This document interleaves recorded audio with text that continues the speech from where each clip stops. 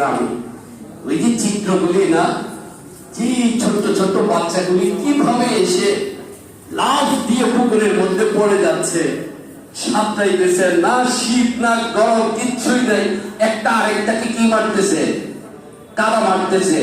কারণ এখন যদি সে এটা না করে, বড় হওয়ার পরে সি বিচে যাইতে হবে কাদা মাখার জন্য। চায় কি যায় না?